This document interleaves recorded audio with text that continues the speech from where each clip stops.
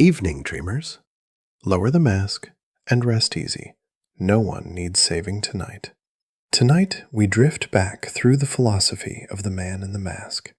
Not the story of what happened to him, but the quieter thing underneath it, the ideas, the questions, the strange, deep meaning that a whole world has felt in him for the better part of a century, without always being able to say why.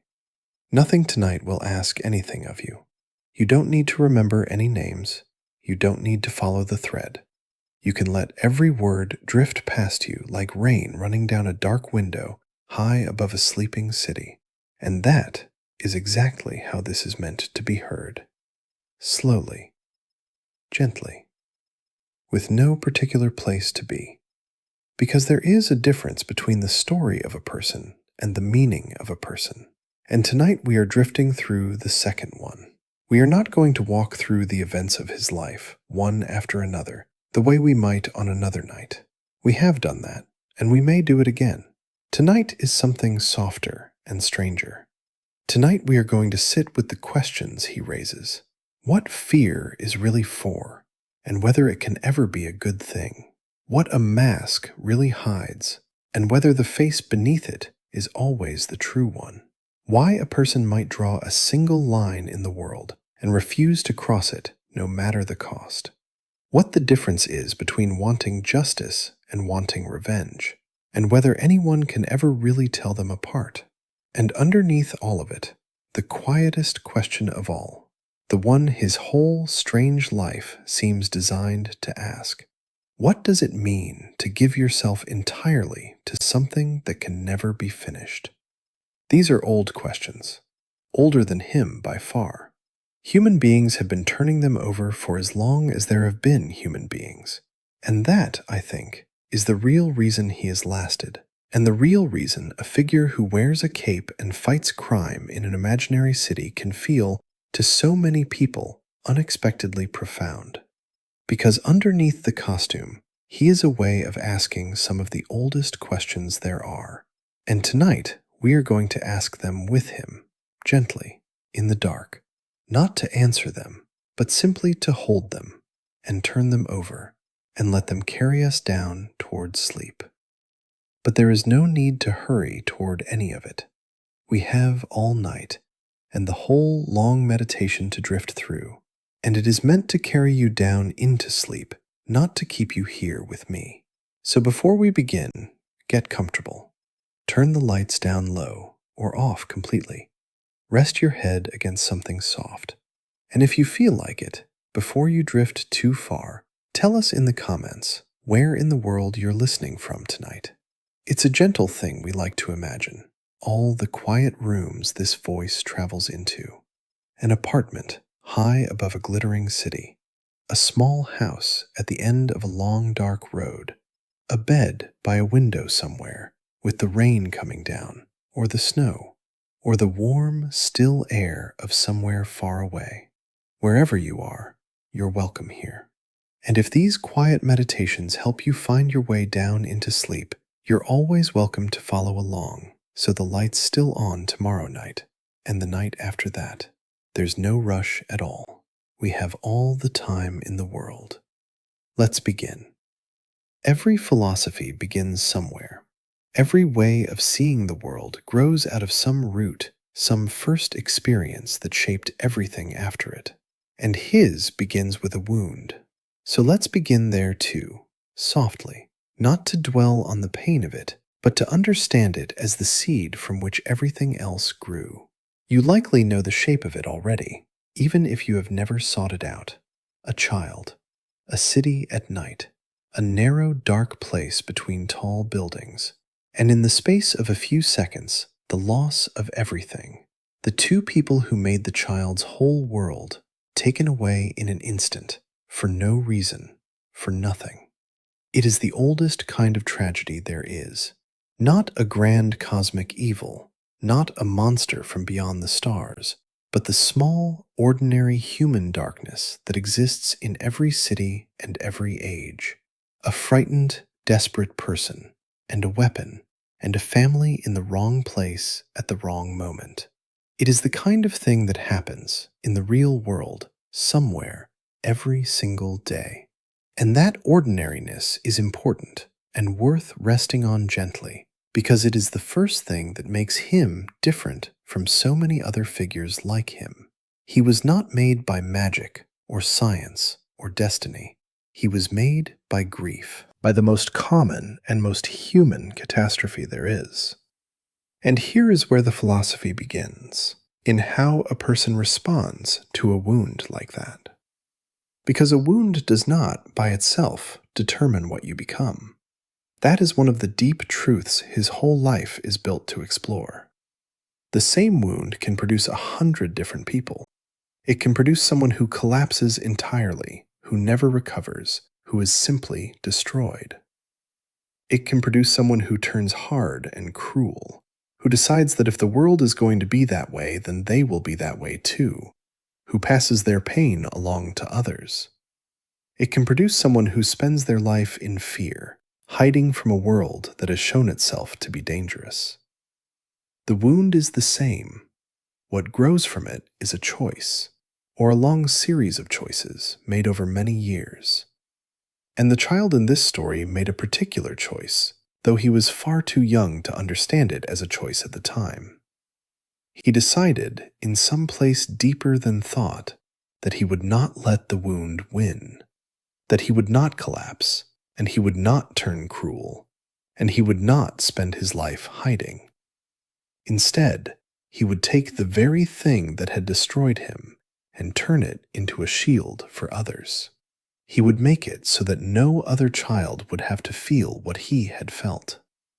He would take his grief, which could so easily have become a poison, and he would forge it instead into a purpose.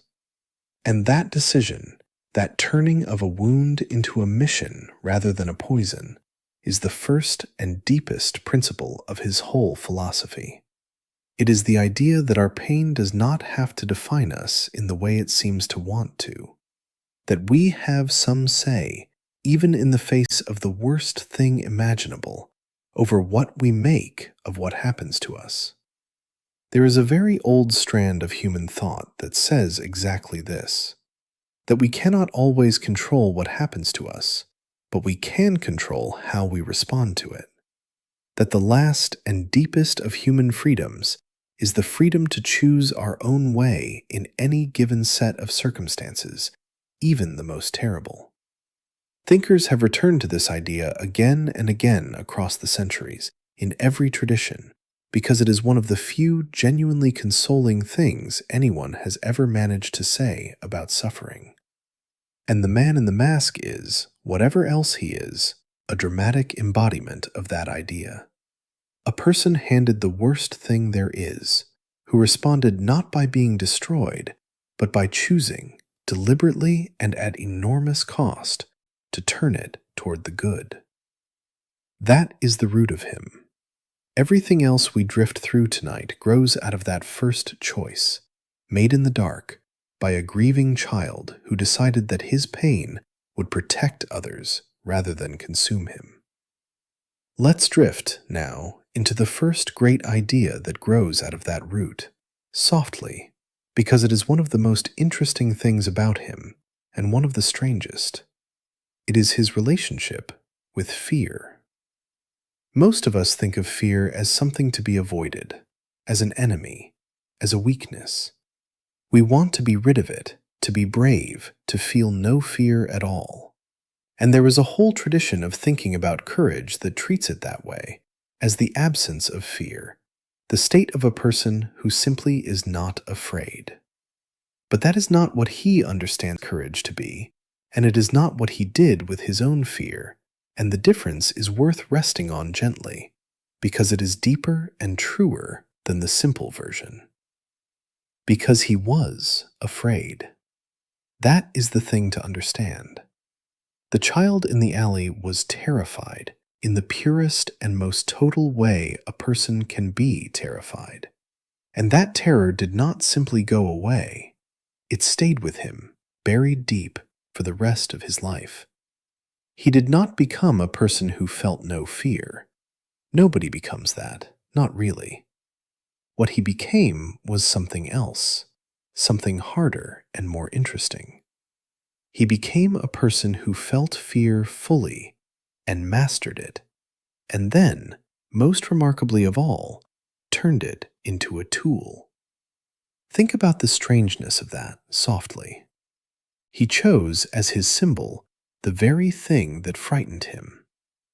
In most tellings, the image of the bat is tied to a specific childhood fear, a thing that terrified him when he was small. And rather than avoiding that fear, rather than fleeing from the thing that scared him, he went toward it. He took the shape of his own fear and made it his own. He wrapped himself in it. He became the thing in the dark that he had once been afraid of. And there is a profound psychological wisdom in that, whether the people who first imagined it fully understood it or not. Because the way to master a fear is very often not to run from it, but to turn and face it, to move toward it, to take it into yourself until it is no longer a thing that happens to you, but a thing you command. He did that, completely, deliberately, with the deepest fear of his life. He turned and faced it, and he made it his. And then he did something even stranger and worth resting on gently. He took his mastered fear and he aimed it outward at the people he fought. He understood something about fear that most people never think about, which is that fear is not only a weakness to be overcome, but a force that can be wielded. The criminals of his city ruled through fear. They made the ordinary people afraid, and that fear was their power, the thing that let them do as they pleased. And he realized that he could turn that same force against them, that he could become, for them, what the darkness had been for him, a source of terror, a thing in the night that they could not understand or predict or fight, that reached into the oldest and most primitive part of their minds and made them afraid the way he had once been afraid. There is a deep symmetry in that, and it is worth sitting with, softly. The fear that was done to him, he learned to do. The terror that shattered a child, he learned to wield as a weapon against the people who terrorize others. He took the worst thing that was ever done to him, and he turned it into the instrument of his life's work. And notice what that means. It means that his fear was never wasted. It never simply sat inside him as a wound. He transformed it, alchemized it, turned it from a thing that happened to him into a thing he could use. The frightened child became the master of fear. The one who was terrorized became, in the service of the innocent, the one who terrorizes the guilty. And this points to something genuinely wise about the nature of fear and about the nature of all our difficult emotions that is worth carrying gently toward sleep. We tend to think of our painful feelings as simply bad, simply things to be gotten rid of, obstacles to a good life. But there may be another way to hold them. Our fear, our anger, our grief, all the difficult, heavy things we carry are also forms of energy, forms of power, and they can sometimes be turned toward the good if we are willing to face them rather than flee them. The person who has known real fear understands fear in a way the fearless person never can, and can use that understanding. The person who has grieved deeply understands loss and can comfort others in their grief. The very things that wound us can become, if we face them and master them and turn them outward, the sources of our deepest strength and our greatest gifts to others. He is the dramatic embodiment of that idea. A man whose greatest weapon is the very fear that once destroyed him, mastered, transformed, and turned in the service of the frightened and the vulnerable. Let's rest here a moment, softly, in that idea, because it is a hopeful one and a good one to drift on. That the things we are most afraid of, the wounds we carry most deeply, do not have to remain only wounds. That there is a kind of alchemy available to us, difficult and slow and never complete, by which the worst of what we have suffered can be turned, over time, into strength, into wisdom, into the capacity to help others through the very darkness we ourselves have passed through. He turned and faced the thing that frightened him, and made it his own, and then used it to protect others. And in that, for all his darkness, there is something quietly, deeply encouraging. The fear does not have to win. It can, with enough courage and enough time, be made into something else entirely. Let's drift now into the second great idea, softly, the question of the mask itself, because it is one of the most fascinating puzzles in his whole existence, and it opens onto something true about all of us. The question is simple to ask and surprisingly hard to answer. When he puts on the mask, is he hiding his true self or revealing it? We usually assume we know how masks work. There is the real person, and then there is the disguise they put on, and the disguise hides the real person underneath. The face is true, the mask is false. That is the natural assumption, and for most masked figures it holds. But with him, the storytellers have long suspected it might be the other way around, that the mask might be the truth, and the face beneath it, the disguise. Consider it slowly, softly. In the daylight, he moves through the world wearing the face of an ordinary, wealthy, idle man. A charming and careless figure with no apparent depth, someone no one would ever suspect of anything. And that face, that daytime self, is a performance, a deliberate fiction, a mask made of flesh, constructed carefully so that no one will ever guess the truth. He does not feel like that careless, idle man. He is not that person.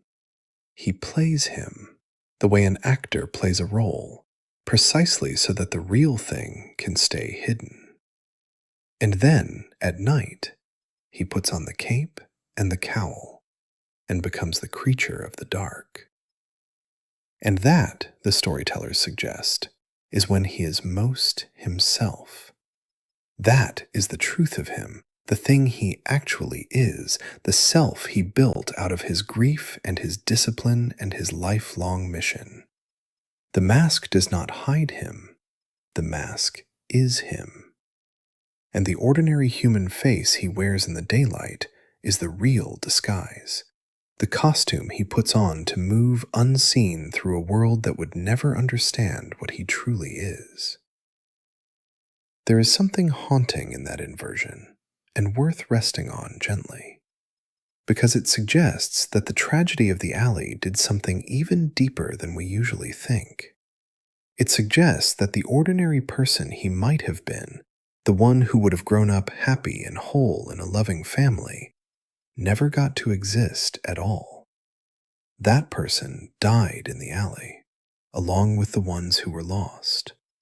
And in his place there grew this other thing, this creature of purpose and shadow, wearing the dead boy's face as its most convincing disguise.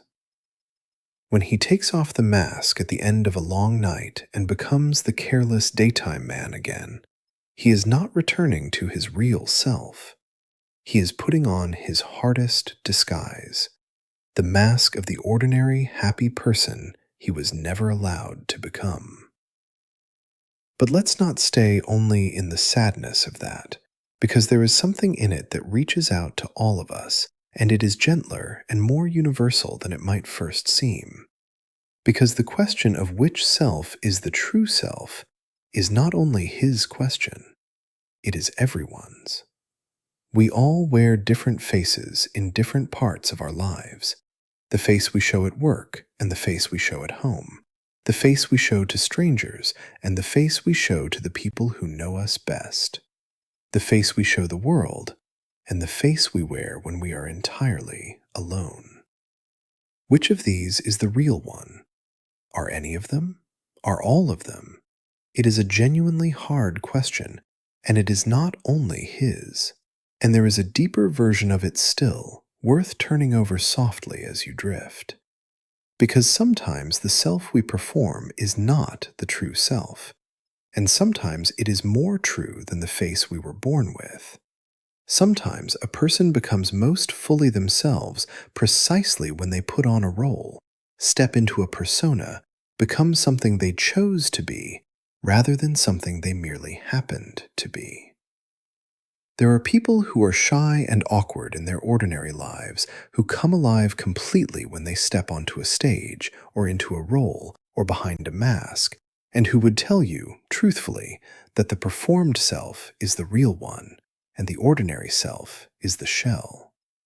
The mask, for them, is not a hiding, but a liberation, a way of becoming who they truly are.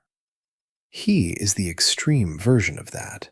The self he chose, the self he built deliberately out of his grief and his will, is more truly him than the self he was simply born into. He is a person who made himself, quite consciously, into what he wanted to be, and the made self is the true self, truer than the given one. And there is something in that worth carrying gently towards sleep. The idea that we are not simply stuck with whoever we happen to have been born as, that we can, to a real degree, choose who we become, build ourselves deliberately, decide what we want to be, and then, slowly and with great effort, become it. The mask in this light is not a lie. It is an aspiration made real. It is the self we chose, worn over the self we were merely given. And in choosing it, in building it, in becoming it, we become, paradoxically, more truly ourselves than we ever were before. And there is one more thing the mask does, and it is perhaps the most important of all, so let's rest on it a moment. It makes him more than a man. This is deliberate, and it is central to who he is. He understood from the beginning that a man alone, however skilled, is limited. A man can be beaten, frightened, hurt, killed, but a symbol cannot. A symbol is bigger than any single person. It cannot be destroyed by destroying one man, because it lives in the minds of everyone who believes in it. And so he chose, deliberately, to become a symbol rather than merely a man. To wrap himself in an image so powerful that it would outlast him, terrify his enemies beyond reason, and give hope to the frightened people of his city. The mask is what turns a man into an idea. And ideas, unlike men, can be eternal. Let's pause, softly, on the cost of all this before we go further, because his philosophy is not without its shadows, and an honest meditation should hold those too, gently. Because there is a word that hangs over him, always, and it is a heavy one: obsession. He is a person who gave himself, entirely, completely, without reservation, to a single purpose. And total dedication of that kind is magnificent, and it is also, in its way, a kind of loss.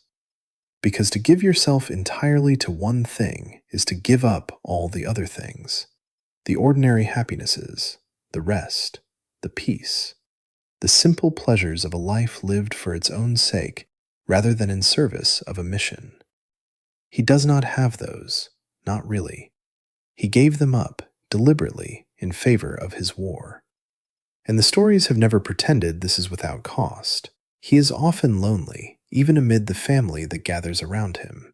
He is often exhausted, driven, unable to stop, unable to rest, unable to simply be. His dedication is total, and totality has a price, and the price is most of what makes an ordinary life warm and bearable and sweet. There is a genuine question here, worth resting on gently, and the stories are wise enough not to answer it too easily.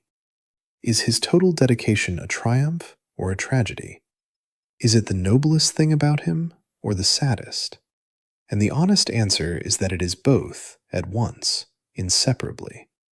It is magnificent that he gives himself so completely to protecting others, and it is heartbreaking that in doing so he denies himself almost everything that makes a life worth protecting. He saves the ordinary happiness of countless strangers, and he has almost none of his own.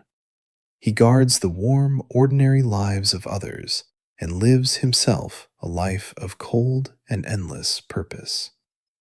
There is something both beautiful and unbearably sad in that, and the best tellings of him hold both truths at once without resolving them. And there is a gentle wisdom in that unresolved tension worth carrying towards sleep, because it reminds us that even the greatest virtues have shadows, that even the noblest dedication has costs, that the person who gives themselves entirely to a worthy cause pays for it in the currency of an ordinary life. This is not a reason to admire him less, but it is a reason to hold his example with a little care, a little balance. Total dedication to a great purpose is a magnificent thing, and a life also needs rest and warmth and ordinary joy and connection and the small sweet things that no mission can provide. He is a reminder of what devotion can achieve, and also, quietly, a reminder of what devotion can cost, and of the importance of not losing, in the pursuit of even the worthiest purpose, all the ordinary things that make a life not just noble, but also, simply, good to live. Let's drift now into what may be the deepest and most important idea in his whole philosophy, softly, because it is the one that defines him more than any other, and it is a genuinely profound one.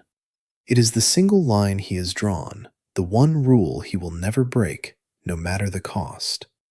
He will not kill, ever, under any circumstances. And to understand why is to understand the very heart of him. On the surface, it can seem almost foolish. He faces enemies who do terrible things, who escape again and again, who will certainly hurt more innocent people if they are allowed to live. And he could stop them permanently in an instant if he were only willing to cross that one line.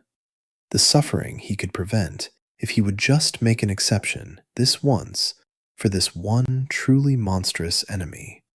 Surely, you might think, the responsible thing, the compassionate thing, would be to cross the line, to end the threat, to save all the future victims. Surely his refusal is a kind of self-indulgence, a moral vanity, prioritizing the cleanness of his own conscience over the lives that his mercy allows to be lost. But that is not how he sees it, and the deeper you go into his reasoning, the more sense it makes. So let's drift into it slowly, because for him, the line is not about the enemy at all. It is about himself. It is about what he would become if he crossed it. He understands something about himself that few people fully grasp about themselves, which is that he is dangerous, that he has within him, because of his grief and his rage and his power, the capacity to become a monster, that the only thing standing between him and the darkness he fights is the line he has drawn and refuses to cross. And he knows that if he crosses it once, even for the best of reasons, even to save lives, he will have opened a door that can never be closed again. Because the next time, the reason will be a little smaller, and the time after that, smaller still, and he will slide, degree by degree, from a protector who takes no life into an executioner who who decides who deserves to die. And an executioner who decides who deserves to die is exactly the kind of thing he exists to fight. There is a very old idea at work here, and it is worth resting on gently. It is the idea that the ends do not justify the means, that there are some things you must not do, even in the service of good outcomes, because doing them changes what you are, and what you are matters more, in the end, than any single outcome. He could save lives by killing, but he would, in doing so, become a killer.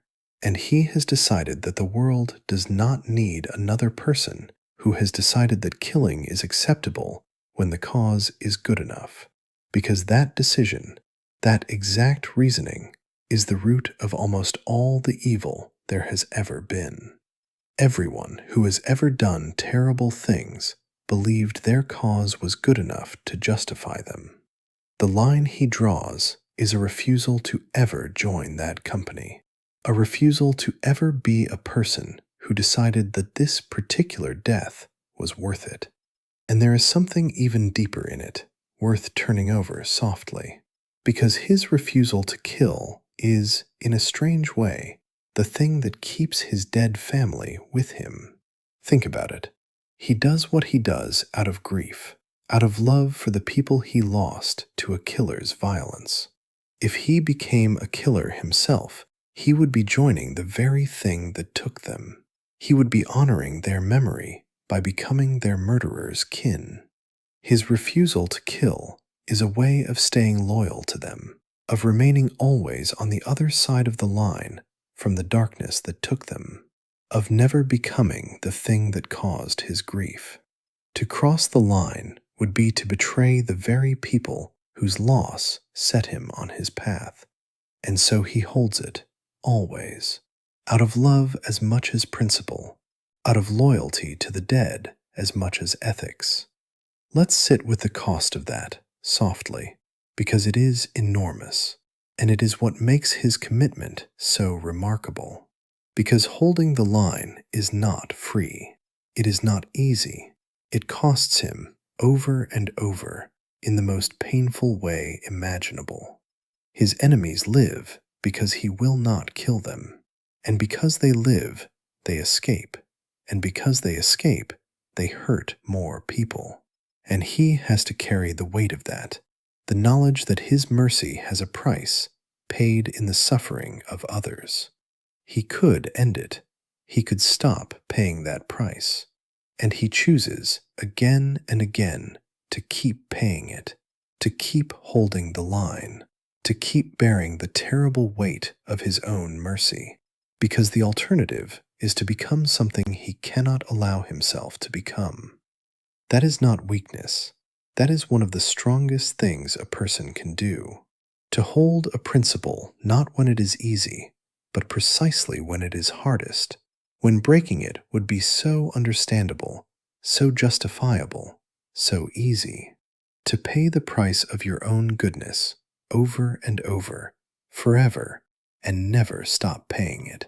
There is a lesson in that, gentle and difficult, worth carrying towards sleep, because all of us face, in smaller ways, the temptation to cross our own lines when the reasons seem good enough, to tell the lie that would smooth things over, to do the small wrong that would produce the larger right, to make the exception just this once for this particularly good reason.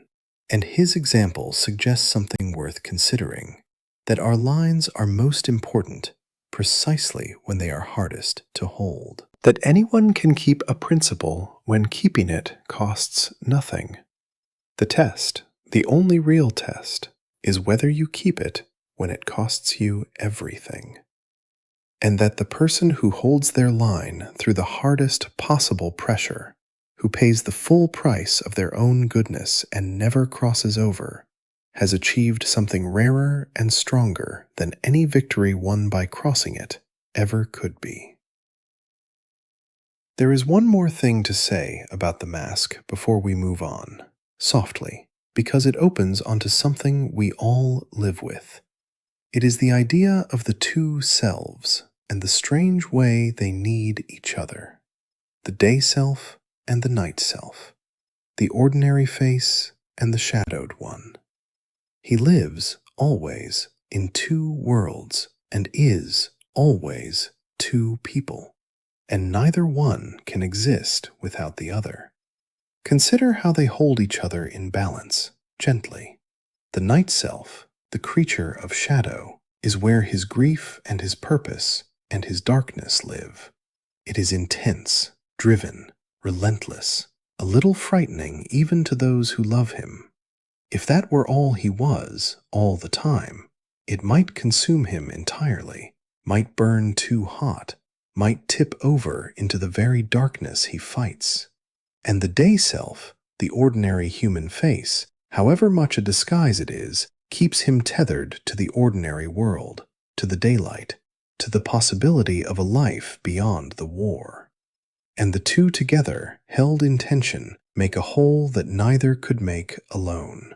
He needs the night self to do his work, and he needs the day self, however false, to remember that there is a world worth doing the work for. There is something in that we all recognize, worth resting on softly, because we are all, in our way, more than one self. We all contain multitudes, hold contradictions, move between different versions of ourselves in different parts of our lives. And there can be a temptation to think that this is a problem, that a healthy person should be one single consistent thing, the same everywhere, with no divisions inside. But perhaps that is not right. Perhaps the truth is that we are meant to be many, that the different selves within us balance and complete each other, that the person we are at work and the person we are at home and the person we are alone are not rivals, but partners, each holding something the others need. He lives that truth in an extreme and dramatic form, but it is our truth, too, gentler and quieter. We are not one thing. We are many, held together, each part balancing the others, and there is no shame in that, and perhaps even a kind of wholeness in it that a single, unchanging self could never achieve. We have come a long way already, you and I. That is worth noticing, softly, before we go on. We began tonight with the wound at the root of him, and we have drifted through his strange mastery of fear, through the deep puzzle of the mask and which self is true, through the single line he draws and will never cross. If you are still here with me, drifting somewhere on the soft edge of sleep, there is no need to hold on to any of it. The ideas will keep. What matters is the slow, warm current of the meditation in the dark, and that will carry you just fine whether you follow every thought or none of them. So let your grip loosen a little more, if it hasn't already. Sink a little deeper into the warm. We are about halfway along the road tonight, and the gentlest part of the journey is still ahead. Let's carry on, slowly, together. Let's drift, now, into a question that sits at the very center of what he does, softly, and it is one of the oldest and hardest questions in all of human thought. It is the difference between justice and vengeance, because he was born out of a desire for both, tangled together, and his whole life can be read as an attempt to pursue the one without collapsing into the other. Think about where he began, a child whose family was taken by a violent act. What does a child feel in that moment and in the years after? Grief, of course, but also, almost certainly, something darker. A desire to strike back, to make someone pay, to find the person who did this and hurt them the way they hurt you. That is vengeance, and it is one of the most natural feelings a human being can have. When we are wronged, something ancient in us cries out to wrong the wrongdoer in return, to balance the pain, to make them suffer as we suffered. It is old, and it is deep, and it is entirely human. And he could have built his life on that. Many people handed his wound would have. He could have become a figure of pure vengeance, hunting down not just the person who took his family, but everyone like them, punishing, hurting, destroying, driven by an endless hunger to make the guilty suffer. And the terrible thing is that from the outside, in the early moments, that can look almost the same as what he actually became. A figure moving through the night, striking at criminals, frightening the guilty.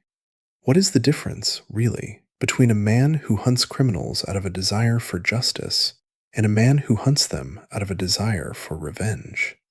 This is the question his whole life is built to explore, and it is worth drifting into slowly, because the difference is real, and it is profound, and it is also incredibly hard to hold on to.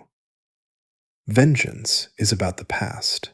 It looks backward at the wrong that was done, and it seeks to answer that wrong with more pain. Its goal is to balance suffering with suffering, to make the scales even by adding more hurt to the world. And it is, in the end, insatiable, because no amount of suffering inflicted on the guilty can ever undo the original wound. The vengeful person is never satisfied, because the thing they truly want, the undoing of their loss, is the one thing vengeance can never give them. They hurt and hurt and hurt, and the hole inside them stays exactly as empty as it was before. Justice is different. Justice looks forward, not backward. It is not about balancing past suffering with new suffering. It is about protecting the future, about preventing the next wrong, about building a world where fewer people have to suffer what you suffered. Justice does not need the guilty to hurt. It needs them to be stopped. And that is a completely different orientation of the heart. The person who wants vengeance wants the wrongdoer to suffer. The person who wants justice wants the wronged to be protected, and the future to be made safer, and the cycle of harm to be stopped rather than continued. And here is the profound thing about him, the thing that took him a lifetime to achieve, and that he has to re-achieve every single day. He began with vengeance in his heart, as anyone would, but he transformed it, slowly, painfully, into justice. His refusal to kill is part of that. His protection of the innocent rather than mere punishment of the guilty is part of that. His care for the future, his desire to prevent the next child from suffering what he suffered, rather than simply to make the guilty pay for the past, is the heart of that transformation. He took the vengeful impulse, which is natural and human and endless and ultimately empty, and he refined it into something better, into a desire not to balance the past, but to protect the future, into justice. But, and this is crucial and worth resting on gently, he never fully escapes the vengeance. It is always there, underneath, the old, dark hunger, whispering. Every night he goes out, he is walking the razor's edge between the justice he aspires to and the vengeance he was born from.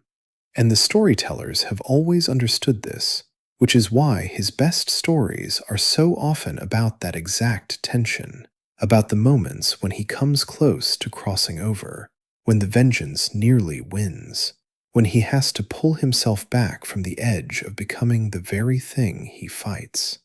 He is not a person who achieved justice once and was done. He is a person who chooses justice over vengeance again and again, every single night, against the constant pull of his own oldest and deepest impulse. And that ongoing choice, that endless refinement of a dark impulse into a good one, is one of the most human and most difficult things about him. There is something in that worth carrying gently towards sleep, because all of us, when we are wronged, feel that same ancient pull toward vengeance. And the work of being a good person is, in part, the the slow, difficult work of transforming that pull into something better, of learning to want not the suffering of those who hurt us, but the protection of those who might be hurt next, of looking forward instead of backward, of choosing justice, which heals, over vengeance, which only spreads the wound. It is hard. It goes against something deep in us, but it is, perhaps, one of the most important things a person can learn to do, and he is its dramatic embodiment, walking that razor's edge every night, choosing, again and again, the harder and better path. Let's drift now into one of the most troubling and most poignant ideas in his whole philosophy, softly, because it is a hard one and a sad one, but understanding it is essential to understanding him. It is the fact that he refuses deliberately to heal. Consider his situation from the outside. He is, in most tellings, a person of enormous resources. He could have anything. He could have help, comfort, ease, love, a whole life. He could, if he wanted, set down his burden, walk away from his endless war, and try to build something like an ordinary, happy life. He has, by any reasonable measure, done more than enough. He has earned his rest. And he never takes it. He never stops. He never heals. He keeps the wound of the alley open, deliberately, for his entire life, and builds everything he is around it, and refuses always to let it close. Why? Why would a person do that? Why would anyone choose to keep their deepest pain forever fresh, when time and effort and love could, perhaps, allow it to soften, to heal, to become bearable? This is one of the strangest things about him, and one of the most important, so let's turn it over gently. Part of the answer is that the wound is the source of his mission. He is afraid, perhaps, that if the wound healed, if the grief softened, if he found peace, he would lose the drive that makes him what he is. That his war against the darkness is powered by his pain, and that to heal the pain would be to abandon the war, and to abandon the war would be to let the darkness win, and to let more children suffer what he suffered. And so he keeps the wound open on purpose, feeds it, refuses to let it close, because he believes his pain is the price of his purpose, the fuel that keeps him fighting. If he stopped hurting, he might stop fighting, and he cannot allow himself to stop fighting. But there is a deeper and sadder part of the answer, and it is worth resting on, softly, gently, with compassion. Because the wound is also the last thing he has of the people he lost. Think about it. When someone we love dies, the grief we feel is terrible, but it is also, in a strange way, precious, because it is a form of connection.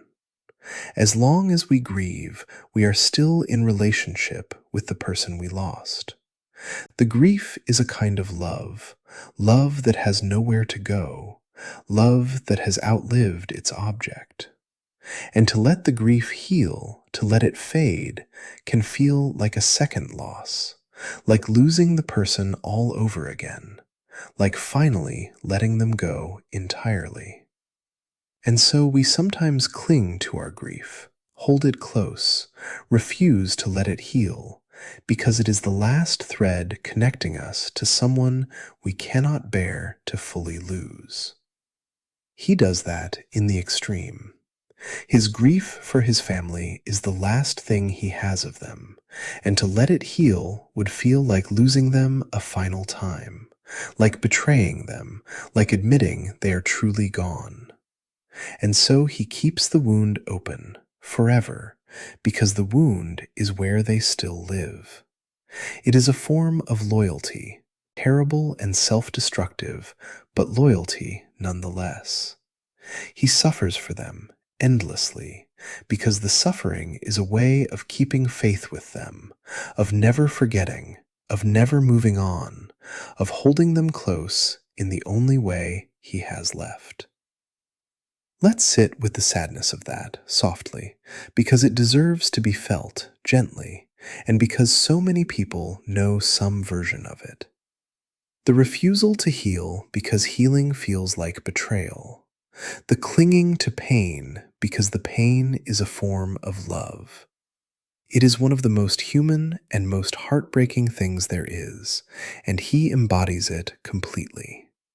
He is a person who chose, out of loyalty to his dead, to suffer forever rather than heal, and who built his entire extraordinary life on that foundation of chosen, endless, faithful pain.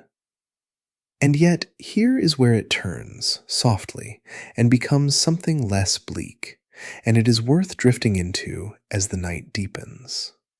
Because even in his refusal to heal, even in his chosen, endless suffering, he did something with the pain rather than simply drowning in it.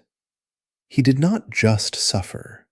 He turned the suffering outward into protection, into the guarding of others. He made his pain useful. And that is different from simply refusing to heal. A person who refuses to heal and does nothing with their pain is simply trapped, simply stuck, simply suffering for nothing. But he took his unhealed wound and made it the engine of a life of good. His grief protects people. His pain guards the innocent. His refusal to move on became, somehow, a gift to everyone he protects. And there is something redemptive in that, even amid the sadness. That if we cannot heal, if the wound will not close, we can at least, perhaps, turn our pain toward the good, make it useful, let it become the source of our care for others rather than simply a private torment. He never healed, but he made his unhealing matter. And that, perhaps, is a kind of grace available even to those who cannot let their wounds close. Let's drift, softly, into one more of his qualities before we come to the made self, because it is easy to overlook and it matters a great deal. He is, above almost everything else, a thinker, a detective, a mind. In fact, in many of his oldest and best stories, his greatest weapon is not his strength at all, but his reason, his ability to observe, to deduce, to understand, to solve. He is a person who fights the darkness, first and foremost, by understanding it. There is something worth resting on in that, gently, because it says something about how he believes the world can be made better. He does not believe that the darkness is simply an overwhelming force to be met with equal force. He believes it can be understood, that crimes have causes, that mysteries have solutions, that even the most bewildering evil can be comprehended if you look closely enough, think clearly enough, refuse to be satisfied with easy answers. His faith in reason is a kind of faith in the intelligibility of the world, a belief that things make sense, that they can be figured out, that the truth is findable if you are patient and careful and rigorous enough to find it. And this is quietly hopeful in its way, and worth turning over softly. Because there is a great temptation, when we face things that frighten or bewilder us, to give up on understanding them, to throw up our hands, to declare them simply incomprehensible, senseless, beyond reason. And that surrender of understanding is its own kind of defeat. He refuses it. He insists, always, that the world can be understood, that even the darkest things have a logic that can be traced, that patient, careful thought can illuminate even the deepest shadows. He meets confusion with clarity, mystery with method, the temptation to despair of understanding with a stubborn insistence on figuring it out. And there is a discipline in that, too.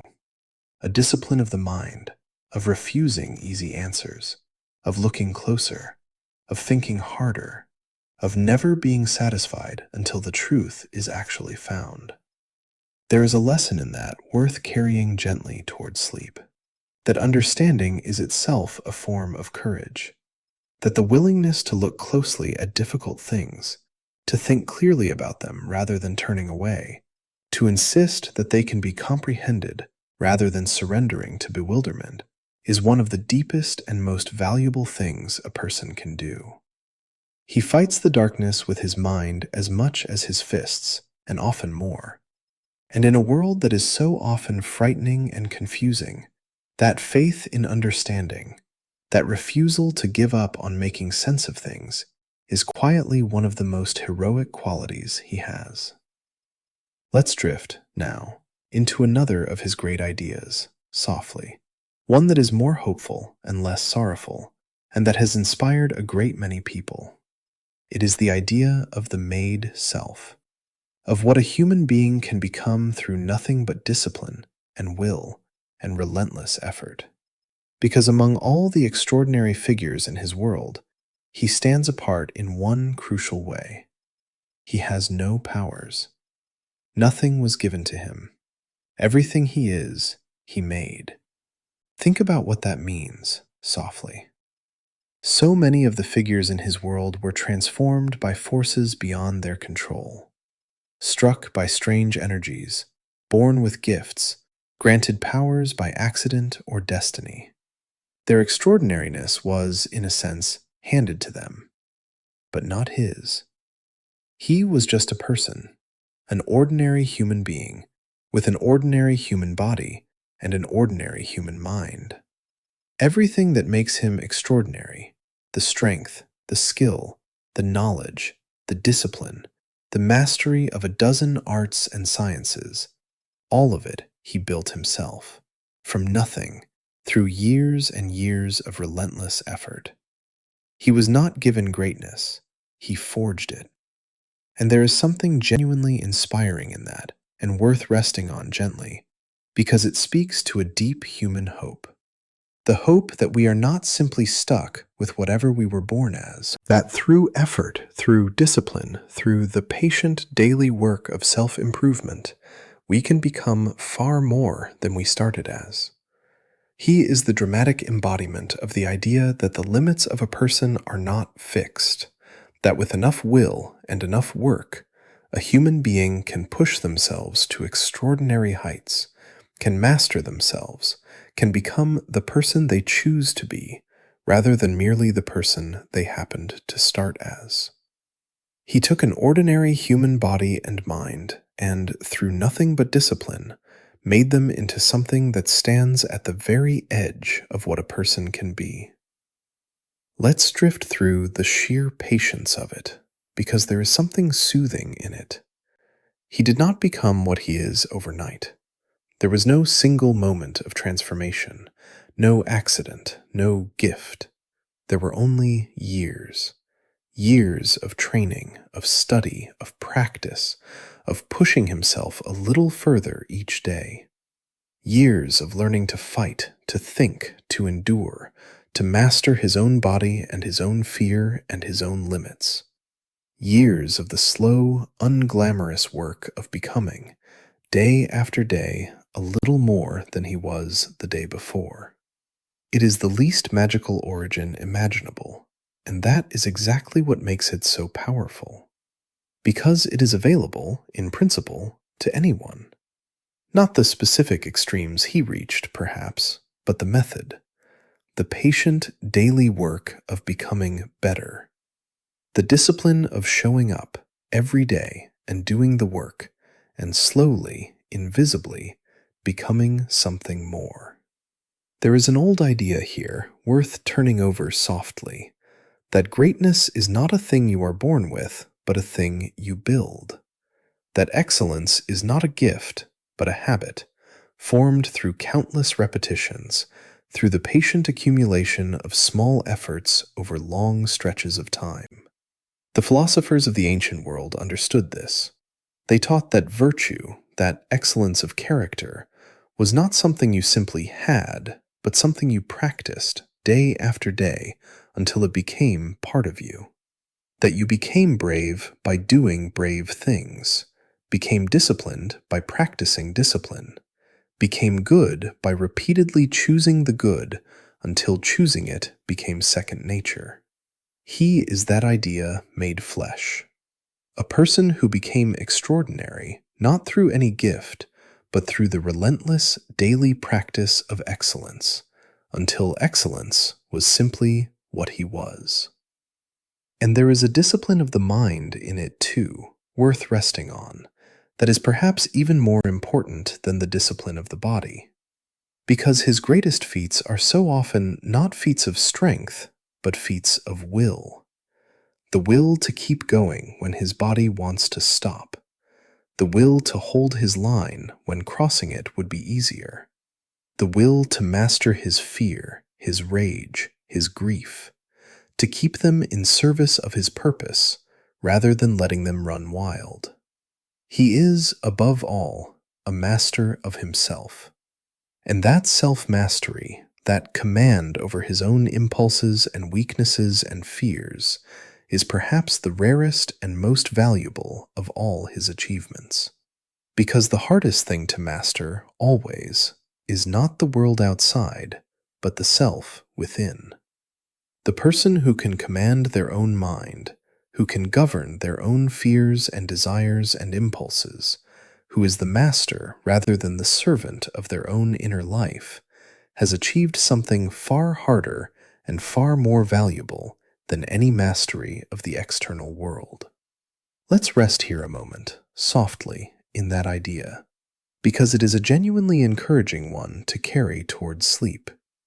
That we are not fixed, that we are not stuck with whoever we happen to be right now. That through patient effort, through discipline, through the slow daily work of self-improvement, we can become more than we are. Not all at once, not through magic, but gradually, invisibly, through the accumulation of small efforts over time. He built himself from nothing into something extraordinary, and though none of us will reach his specific heights, the method is available to all of us. The patient daily practice of becoming a little better, a little stronger, a little wiser, a little more the master of ourselves than we were before. That is not a superpower. That is just discipline and time and will. And it is available to anyone willing to do the work. Let's drift now into one of the deepest and most quietly profound ideas in his whole philosophy, softly, because it is one that touches all of us, whether we have ever thought about it or not. It is the fact that his war can never be won, and the question of why he keeps fighting it anyway. Think about it clearly. He fights crime, he protects his city, but he will never, ever win. The crime will never end. The city will never be fully saved. There will always be more darkness, more criminals, more suffering, more nights when someone needs protecting. His enemies escape and return again and again, forever. Every victory is temporary. Every criminal he stops is replaced by another. The work is, in the most literal sense, endless. He could fight for 1,000 years, and the city would still need him the next night. There is no finish line. There is no final victory. There is no day when the work is done and he can rest, knowing he has won. There is only the work, going on and on, forever, with no end in sight. And here is the profound question. Why does he keep going? Knowing that he can never win, that the darkness will always be there tomorrow, that his whole life's work will never be completed. Why does he get up every single night and do it again? Would it not be more rational to despair? To conclude that the task is hopeless, that his efforts are futile, that a war that can never be won is not worth fighting? This is one of the oldest questions in human thought, and worth resting on gently, because we all face a version of it.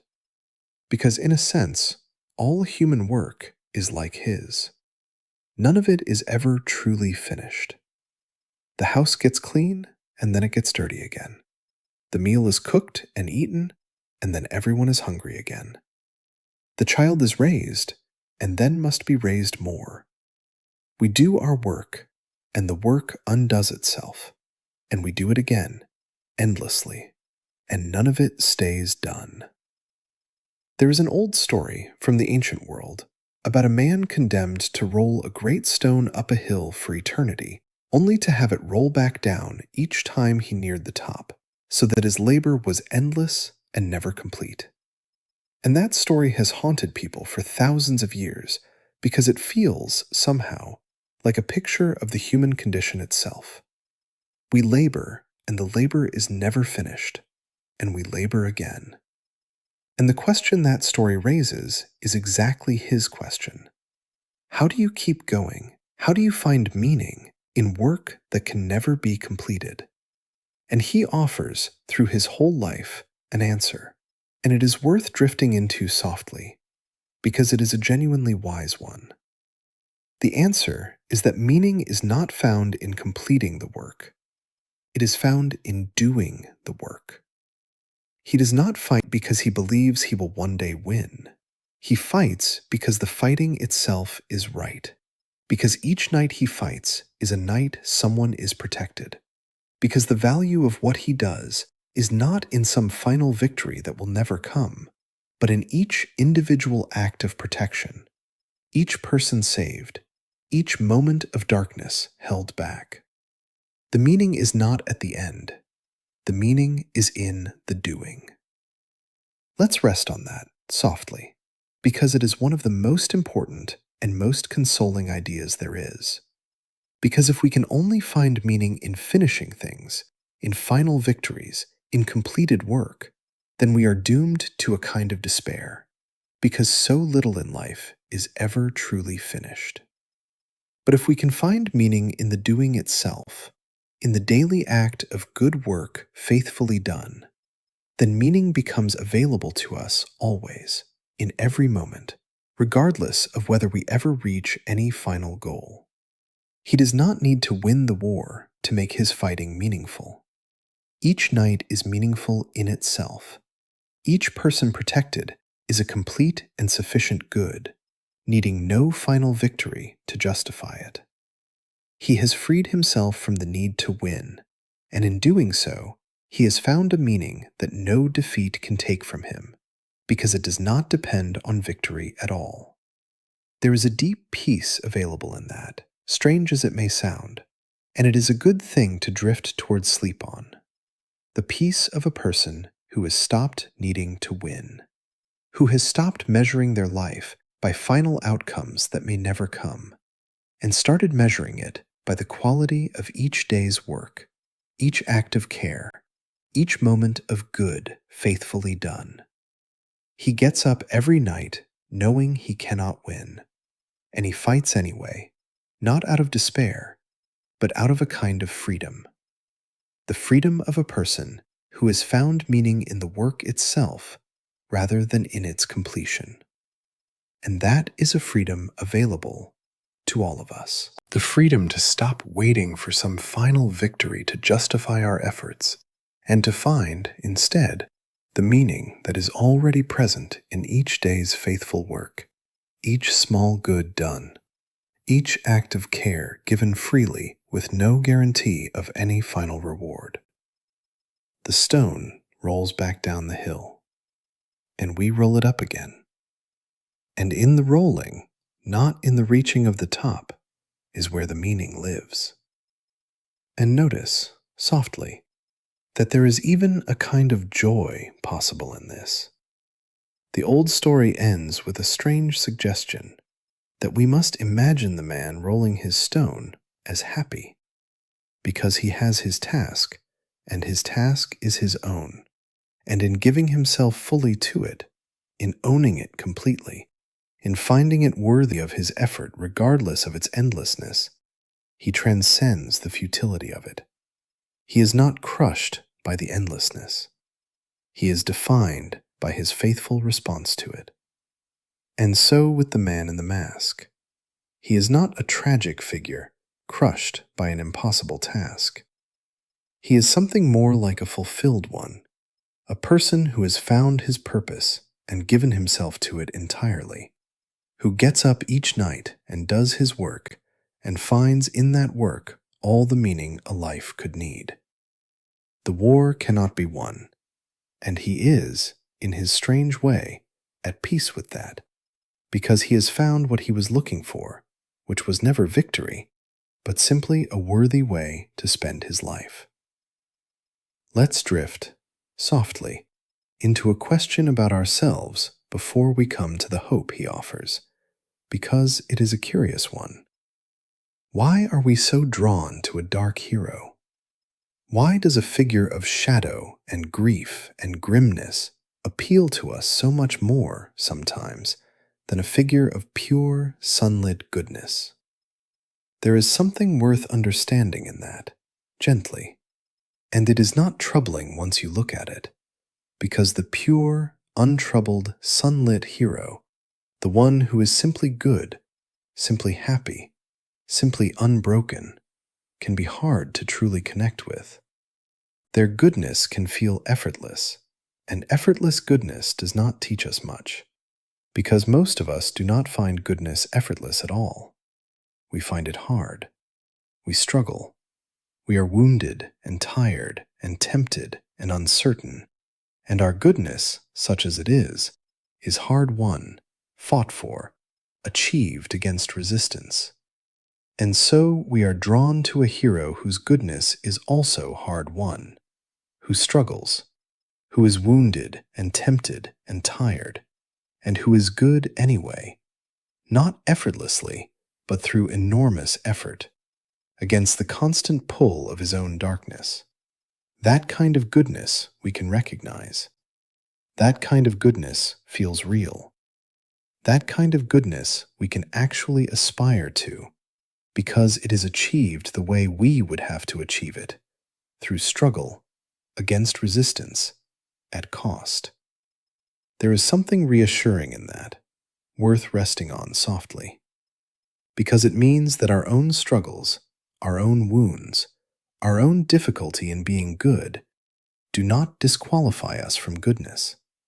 Quite the opposite. The dark hero shows that the most admirable goodness is precisely the kind that is struggled for, that is achieved against darkness, that is chosen again and again in the face of every reason to abandon it. His darkness does not make him less good. It makes his goodness more meaningful, because it is goodness that had to overcome something, goodness that was fought for, goodness that is real precisely because it was hard. And that tells us something hopeful about our own struggles, that the difficulty we have in being good is not a mark against us. It may even be the very thing that makes our goodness, when we manage it, worth something. Let's drift, now, into something warmer, softly, because for all his darkness, for all his grief and his shadow, there is a light at the center of what he means, and it is worth resting on gently. It is the idea of hope, of what he represents, not to himself, but to the frightened, ordinary people of his city. Because here is a paradox worth turning over. He is a figure of darkness. He dresses in shadow, works in the night, frightens and unsettles, chooses as his symbol a creature of the dark. And yet, to the good people of his city, he represents not darkness, but hope.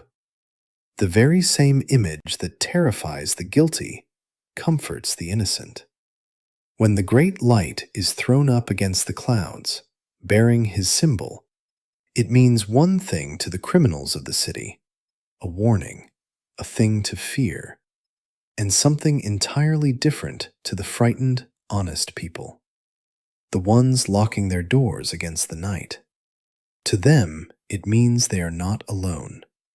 It means someone, is watching over them. It means that somewhere out there in the dark, there is something on their side, something strong and relentless and unafraid, standing between them and the things that would harm them. Let's sit with the beauty of that, softly, because it is one of the loveliest ideas in his whole existence. That a symbol born of one man's private grief could become, for a whole city, a public sign of hope. That the darkness he wraps himself in could become, to the people he protects, a source of comfort and courage. He set out to frighten the guilty, and in doing so, without quite intending it, he gave the innocent a reason to hope. His symbol in the sky says to anyone who looks up and sees it, "Hold on, you are not alone. Help is coming. Someone is watching over you in the dark." And there is something deep here about why human beings need symbols, and why hope so often takes the form of a sign, an image, a figure to look toward. Because the world can be a frightening place, and the darkness can feel very large, and it is easy for a frightened person to feel utterly alone, utterly abandoned, utterly at the mercy of forces too big to resist. And in that condition, what a person needs, more than almost anything, is a sign that they are not alone, that someone cares, that there is help somewhere and hope somewhere, and that the darkness is not the whole of the story.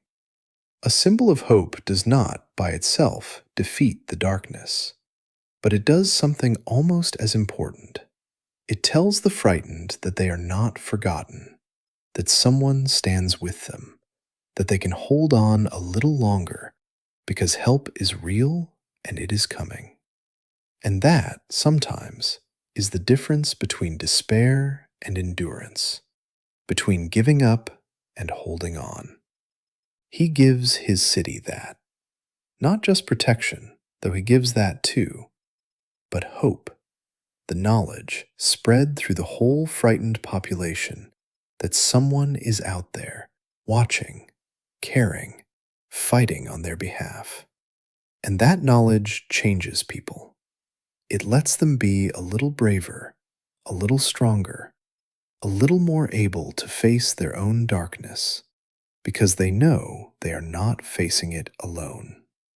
The symbol multiplies his power far beyond what one man could ever do directly.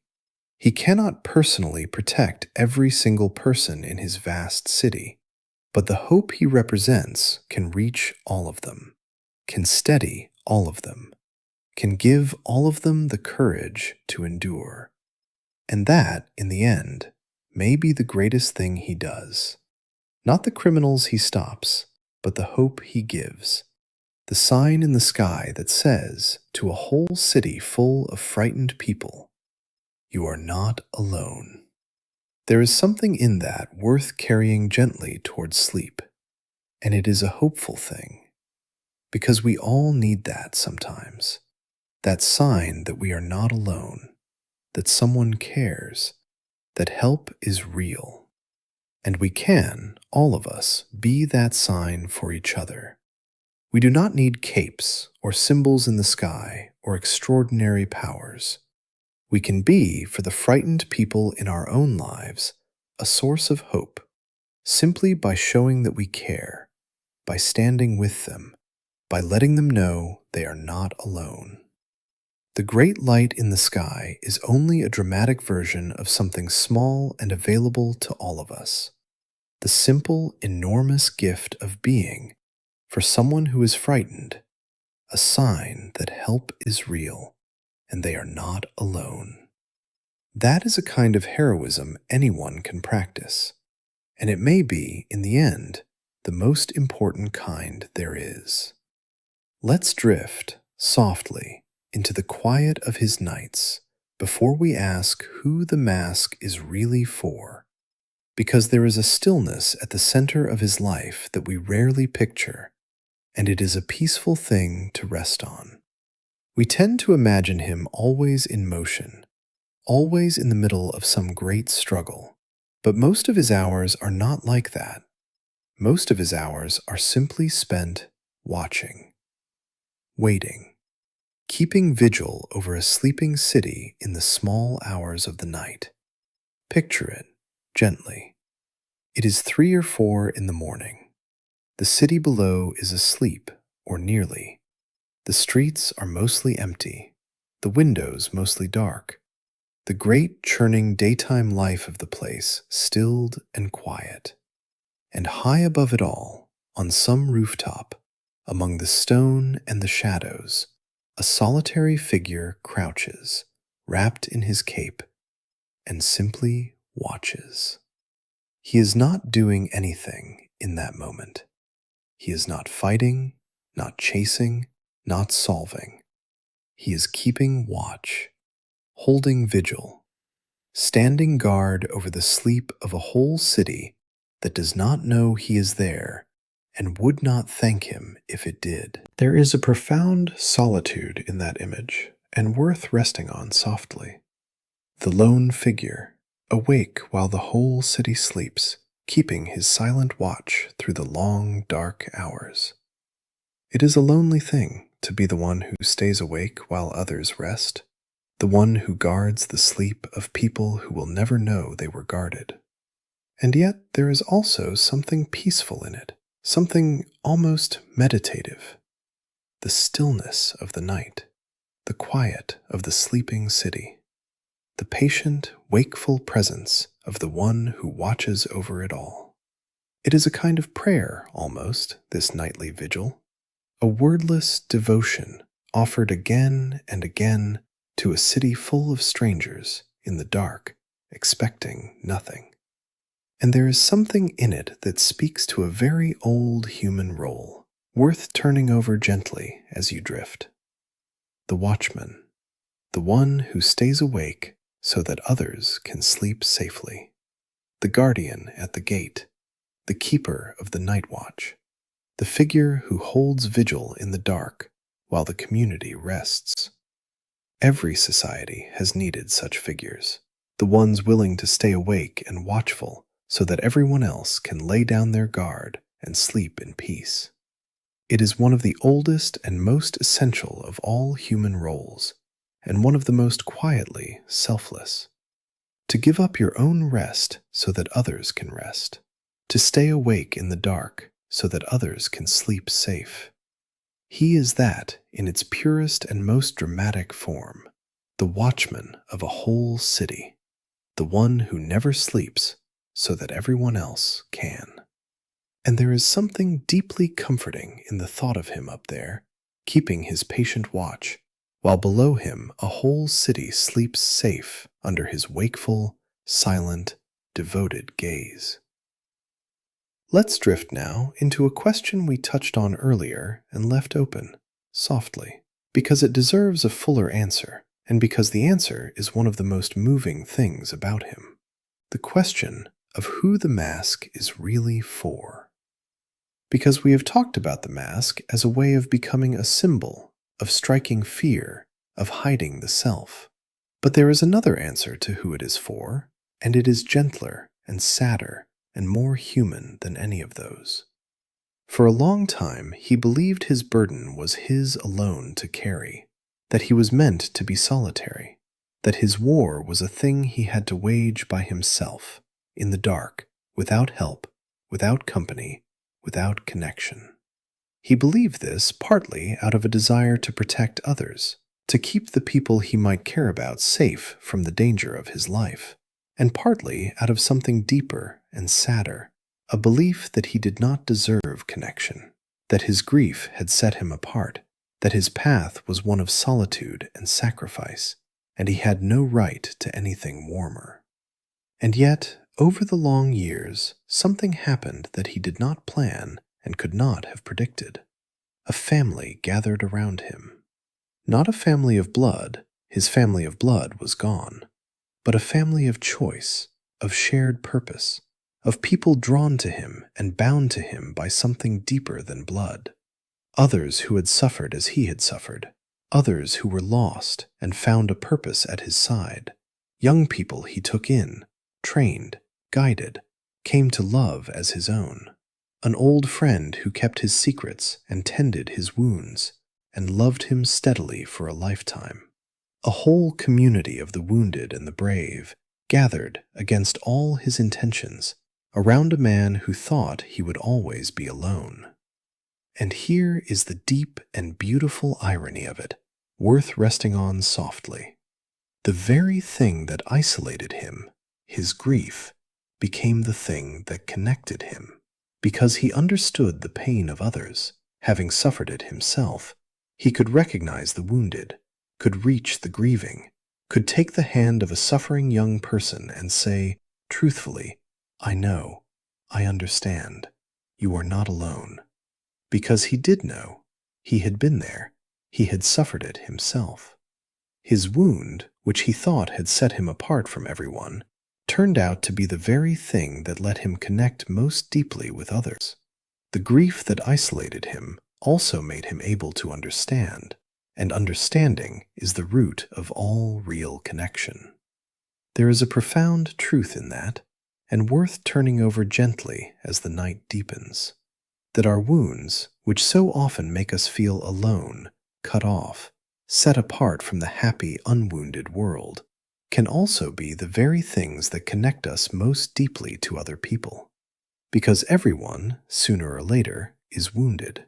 Everyone, sooner or later, grieves, suffers, loses, breaks. And the person who has been through it, who knows the territory of pain from the inside, can reach the suffering in a way that no untouched person ever could. Our wounds can isolate us if we let them, but they can also become bridges, the deepest bridges there are, connecting us to everyone else who has suffered, which is to say, to everyone. The very thing that makes us feel most alone is, paradoxically, the thing we most deeply share with every other human being. So who is the mask for? It is for the frightened city, yes. It is for striking fear into the guilty, yes. But it is also, in the end, for the gathered family, for the wounded who found in him someone who understood, for all the lost and grieving people he was able to reach precisely because he was lost and grieving himself. The solitary man became, against all his intentions, the center of a community of care. The person who thought he would always be alone became the one who made others less alone. And that, perhaps, is the deepest answer to who the mask is really for. It is for everyone he was able to help because he had suffered. It is for the connection that his own pain made possible. It is for the family that gathered, against all odds, around a man who thought his wound had set him apart forever, and who discovered, slowly, that his wound was the very thing that let him understand and reach and love. Let's rest here a moment, softly, in the warmth of that, because it is a beautiful place to be as sleep draws near. The solitary figure who turned out not to be solitary at all. The wounded man whose wound became a bridge. The person who thought his grief had isolated him forever, and who found, instead, that it connected him to everyone who had ever suffered, which is everyone. He set out alone, believing he would always be alone, and he ended up at the center of a family, surrounded by people who loved him, precisely because his pain had taught him how to understand and reach the pain in others. There's deep comfort in that, and deep hope, that we are never as alone in our suffering as we feel, that our wounds, which seem to cut us off, can connect us, that the very grief that isolates us is also the thing we most deeply share, the bridge to every other wounded heart, which is to say, to all of them. Let's drift softly into one more quality of his before we come to the last question of the night, because it is one of the quietest and most beautiful things about him, and it is easy to miss beneath all the drama. He asks for nothing in return. Think about it gently. He gives everything. His time, his comfort, his rest, his ordinary happiness, his whole life, poured out night after night in the service of a city full of people who mostly do not even know his name. And he asks for nothing back. No reward, no recognition, no gratitude. Indeed, for much of his existence, the city he protects fears him, distrusts him, misunderstands him, even hunts him. And he goes on protecting it anyway, giving everything, asking nothing, expecting nothing, wanting nothing but the quiet knowledge that he has done what he could to keep the innocent safe. There is something almost holy in that, and worth resting on softly, because it is one of the purest forms of goodness there is, goodness that expects no reward, goodness that does not depend on being thanked or recognized or even understood, goodness that gives simply because giving is right, because someone needs protecting, because the good is worth doing for its own sake and not for anything it might bring in return. Most of us, if we are honest, do good at least partly for the way it makes us feel, for the gratitude it earns us, for the recognition, the reputation, the sense of being seen as good. And there is nothing wrong with that. But there is a purer kind of goodness, rarer and harder, that asks for none of those things, that does the good in the dark, unseen, unthanked, wanting nothing, simply because it is right. And that is his kind, the guardian who watches over the sleeping city and asks for nothing, not even to be known. There is a lesson in that worth carrying gently towards sleep, because so much of the real good in the world is done exactly this way, quietly, anonymously, without reward or recognition. The countless small kindnesses that no one sees, the care given in private, expecting nothing, the people who do good in the dark, unthanked, simply because it is right and someone needs it. That kind of goodness does not make the news. It wins no prizes. It is often never known at all, except by the person who does it, and, perhaps, the person who receives it. But it may be the truest goodness there is, precisely because it asks for nothing, precisely because it is done for its own sake, precisely because it needs no reward beyond the quiet knowledge of having done right. He is its dramatic embodiment, the guardian in the dark who asks for nothing. But the same goodness is available to all of us, every day, in 1,000 small, unseen ways. The good done quietly, for its own sake, wanting nothing back. That is perhaps the most beautiful kind of goodness there is. And it is everywhere, if you know to look for it, being done in the dark by people who will never be thanked, simply because it is right. Let's drift, now, toward the last great question of the night, softly, as sleep draws nearer. It is the question of why he endures. Why a figure invented so long ago, in such humble circumstances, has lasted so long and meant so much to so many. Because the answer to that question is really the sum of everything we have drifted through tonight. He endures, I think, because he is a story about how to live. Underneath the cape and the cowl and the Gothic city and the colorful villains, He is a set of answers to the deepest questions a person can ask. How do you respond to suffering? How do you become who you want to be? How do you hold your principles when it is hardest? How do you find meaning in work that is never finished? How do you turn your pain into something good? These are not questions about superheroes. These are questions about being alive. And he offers, through his strange, dramatic existence, a set of answers to them. Answers that people have found compelling and consoling and true for generation after generation. And the answers he offers are, at bottom, hopeful ones, though they are wrapped in shadow. This is the thing that is easy to miss about him, and worth resting on gently.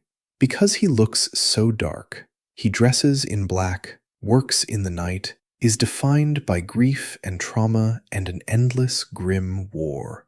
And yet the philosophy underneath is, in the end, profoundly hopeful. He says that suffering does not have to destroy us, that we can choose what we make of our pain, that we can turn our wounds into strength, our fear into courage, our grief into a gift for others, that we can hold our principles even when it costs us everything, that we can find meaning in work that will never be finished, that we can become, through effort and will, far more than we started as, that even the deepest darkness can be answered with light. These are hopeful ideas, deeply hopeful, and they are all the more powerful for being wrapped in a figure of such apparent darkness, because they show that hope is possible even in the darkest circumstances, that light can be found even in the deepest night. That, I think, is the secret of his endurance. He is a dark figure who carries a hopeful message, a creature of the night who represents the triumph of the human spirit over the very darkness he embodies. He takes the worst that life can do to a person, and he shows that even that can be survived, transformed, turned toward the good. And people need that. People have always needed that.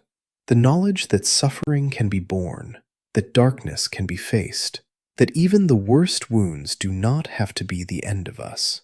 He gives people that knowledge, dressed in a cape, dramatized in 1,000 stories, and they return to him, generation after generation, because they need to be reminded, again and again, that the darkness is not the whole of the story, that a person can be broken and rebuild themselves, that pain can become purpose, that even in the deepest night there can be a light.